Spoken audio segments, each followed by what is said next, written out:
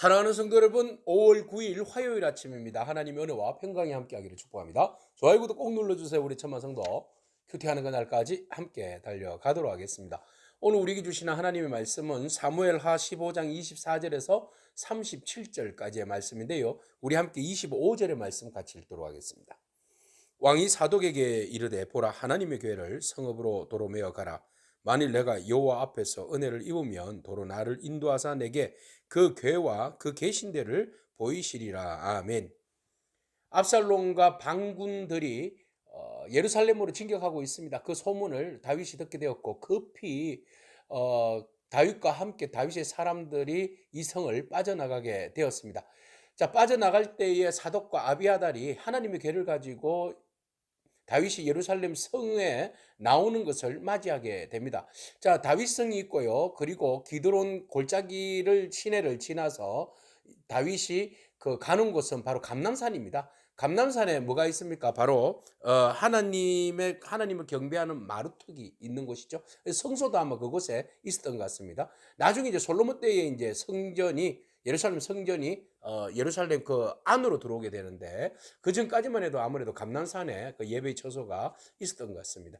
자, 그곳에 있던 아비아달과 그리고 사독이 하나님 법궤를 가지고 이제 다윗이 떠나니까 함께 가는 곳마다 그 다윗 하나님의 법궤도 함께 이동하는 것이 그들의 전례이지 않습니까? 그래서 이제 가지고 가려고 합니다. 그러니까 다윗이 아니라고 이야기합니다. 법궤가 괜히 내가 도망가는 길에 법궤도 따라가는 것은 이것은 하나님에 대한 내가 예의가 아니라는 것을 다윗은 알고 있습니다. 그래서 법궤는 그냥 예루살렘에 두어라. 두고 나만 갈 텐데, 그리고 너희들도 따라올 필요가 없다. 사독과 아비아달, 그리고 너희의 두 아들들 누구입니까? 바로 아히마아스와 요나단도 이곳에 머물러 있어라. 이 말은 약간의 복선이 딸려 있습니다. 무엇을 이야기하고자 하는 겁니까? 내가 다시 돌아오리라, 이런 거 아니겠습니까? 그래서 다윗이 이야기합니다. 뭐라고 이야기하는가 하면, 하나님의 은혜를 입었으면 내가 다시 이곳으로 인도함을 받아서 돌아올 것이고, 만약에 하나님의 은혜를 받지 못한다면, 내가 하나님이 기뻐하시지 않는다면 뭐 어쩌겠냐, 하나님이 선하신 대로 해야지. 그래서 모든 것들을 하나님의 주권에 맡기겠다는 겁니다. 다윗이 어려움을 당했을 때에 비로소 자기의 그 신앙적 본질들이 회복되는 것 같아요.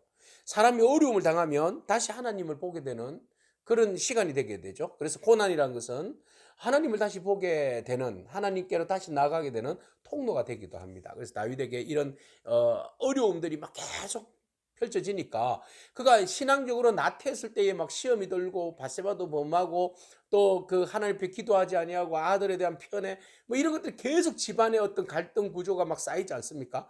이런 일들이 계속 일어나고 심지어는 이제 압살롬이 자기를 죽이기까지 하려고 달려드니까 도망가면서 비로소 자기 자신 더욱 하나님 앞에 엎드릴 수밖에 없는 그런 상황이 되는 겁니다. 어떤 면에서 고난은 우리에게 유익이 있습니다. 신앙의 본질을 찾고 하나님의 은혜를 다시 구하고자 하는 그런 가난한 마음이 생기기 때문에 그렇습니다. 그래서 다윗이 법궤도 두고 가겠다. 너희들도 여기 남아있으라. 하나님의 은혜가 있으면 내가 다시 돌아올 것이다.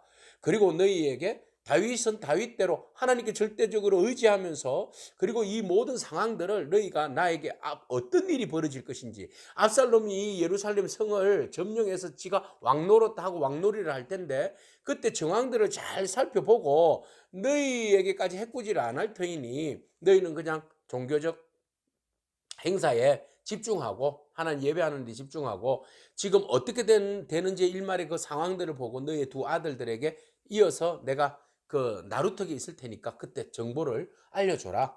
이런 이제 이야기를 하게 됩니다.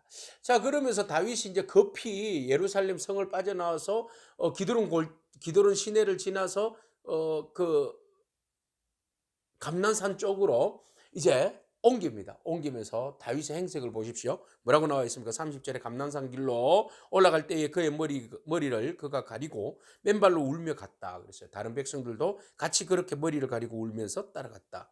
마치 이 모습은 다말이 어려움을 당하고 난 다음에 오빠 집에 가면서 막 울면서 가는 모습과 어떻게 이렇게 크로즈업되는 거죠. 그죠? 예, 이 모든 일들의 시작이 어디로부터 시작되었습니까? 내 암논이 다말을 범하는 사건으로부터 지금 이 모든 일들이 일어나지 않았습니까? 그래서 다윗이 그 지난 날들에 대한 미안한 마음, 후회, 또 이런 죄책감, 이런 것들이 이제 같이 몰려오는 거죠. 그래서 가는 길에 떳떳하지 아니하고 부끄러운 모습으로 맨발을 신고 머리를 가렸다는 것은 내가 죄인이다. 하나님 앞에서 내가 죄인이다. 가정을 제대로 돌보지 못한 이것이 나의 죄고 하나님 앞에 먼저 내가 바로 서지 못한 이 모든 것들이 죄다. 그런 마음으로 가는 거죠.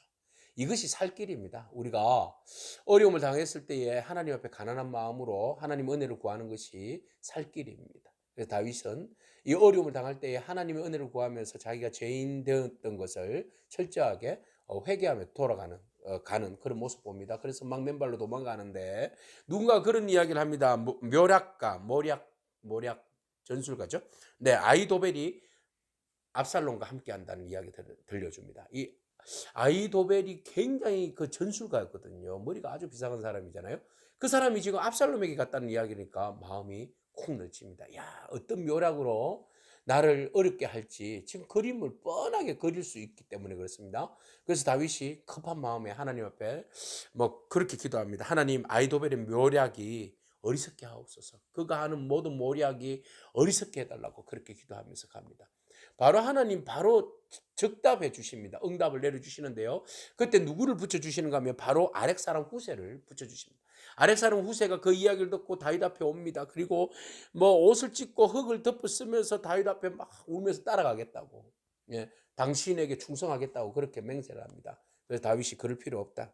네가 나에게 오히려 나와 함께 있는 것이 누를 끼칠 수 있다. 너 여기 남아 있으라.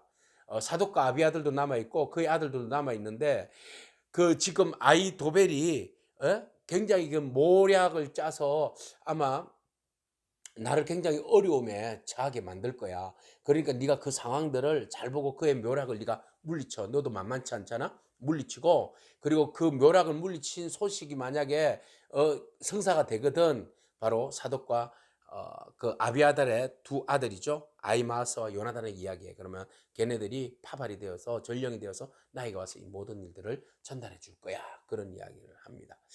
자, 그 아이도벨 못지않게 다윗도 굉장히 묘략가입니다. 전술가이죠.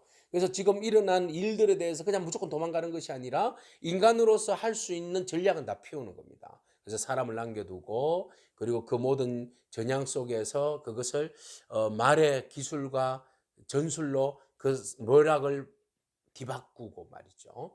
그래서 그 모든 일들을 일련에 일어난 일들을 다윗에게 전달하게 하고 말이죠. 이런 인간적인 생각과 전술들을 막 펴는데 근데 더 중요한 것은 뭐예요? 하나님 손에 전적으로 의지하는 거예요. 그죠? 모든 것을 두고 모든 것을 인간적인 방법과 기술들을 써보지만 그러나 근본적으로 정말 중요한 것은 뭐라는 거죠? 하나님을 전적으로 신뢰하는 거예요. 하나님을 신뢰하는 겁니다. 왜? 법궤를 가지고 가지 않잖아요. 그것은 뭐예요? 법궤의 능력도 있지만 그러나 무엇이 더 중요하다? 하나님이 나와 동행하는 거. 하나님을 전적으로 신뢰하는 거. 어디나 무소부재 어디든지 함께 하시는 하나님, 그곳에서도 내가 어디를 가든 하나님 바라보며 믿고 구하면 하나님 은혜를 베풀어 주시리라는 그런 간절한 믿음, 그게 있기 때문에 그렇게 가능한 것이죠. 우리가 어려울 때 전적으로 하나님을 신뢰하는 믿음이 저와 여러분 가운데 있기를 축복합니다. 어려울 때 다윗이 아이도벨의 묘락을 멸하여 주옵소서라고 기도했던 것처럼 여러분 어려울수록 고난당할수록 하나님 앞에 기도하기를 축복합니다. 하나님께서 기도하는 여러분들에게 피할 길을 열어주시고 돕는 때에 따라 돕는 사람들을 붙여주실 줄로 믿습니다. 그래서 그 도우심에 힘을 입고 여러분 그 어려움들을 잘 이겨나갈 수 있도록 하나님께서 은혜와 지혜를 베풀어 주실 줄을 믿습니다. 절대로 절망 가운데 좌절하지 않기를 바랍니다. 전적으로 하나님 신뢰하십시오. 하나님께서 길을 열어주십니다. 기도하겠습니다. 하나님 감사합니다. 절망 속에 드리는 간구를 들으시는 하나님, 우리가 어려움을 당했을 때 절망으로 주저앉거나 좌절하지 않도록 하나님 저희 가운데 말씀으로 위로하여 주시고 다시 말씀을 근거하여서 하나님 전적으로 신뢰할 때에 다시 회복할 수 있도록 은혜를 다하여 주옵소서. 사람들을 통하여서 하나님의 일들을 하게 하시고 또 위로받게 하시고 열어가시는 하나님, 오늘 우리 주변의 많은 사람들을 통하여서 주의 일들이 온전히 이루어지게 하시옵시고 우리가 어려움에 처해 있을 때 위로받게 하시고 우리가 또한 위로하게 하시고 돕는 손길이 되어서 서로 하나님의 나라를 온전히 세워갈 수 있는 저희들의 삶이 되어질 수 있도록 하나님 축복하여 주옵소서. 예수님의 귀하신 이름으로 기도합니다. 아멘. 오늘도 믿음으로 승리하길 축복합니다. 아멘.